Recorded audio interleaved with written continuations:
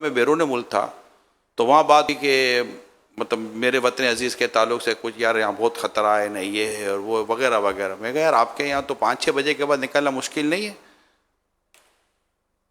ہاں تو میں کہا ہمارا تو رات کو 4-4 بجے تک لوگ بیٹھے ہوئے ہوتے ہیں یار، کوئی مسئلہ نہیں ہے.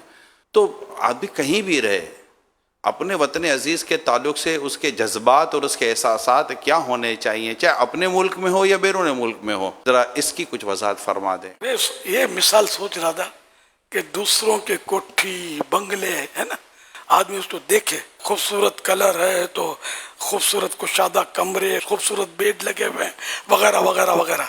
اب یہ اپنا جو چھوٹا سا مکان ہے اس کی برائی کرتے ہوئے آپ نے کسی کو دیکھا ہے؟ تو وطن عزیز اپنا ملک پاکستان، اتنا پیارا ملک، اسلام کا مضبوط قلعہ، الحمدللہ یہاں اسلام کی مکمل آزادی تو ہے نا. ہمیں یہاں کون روکتا ہے؟ ہمیں مسجدوں میں اذانیں ہو رہی ہیں، نمازیں ہو رہی ہیں اور الحمدللہ خوب نیکی کی دعوت کی دھومیں مچتی ہیں. تو اب اس کو مطلب یہ نہیں کہ یار یہاں مہنگائی بہت ہے.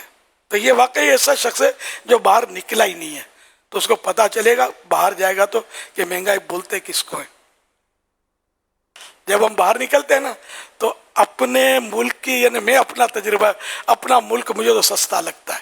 جب باہر نکلتے ہیں تو باہر اتنی مہنگائی ہے، یہ ہمارے ملک میں جب داخل ہوتے نا تو ہٹ جاؤ میرا وطن ہے، یہاں مجھے کوئی ہاتھ نہیں لگائے گا.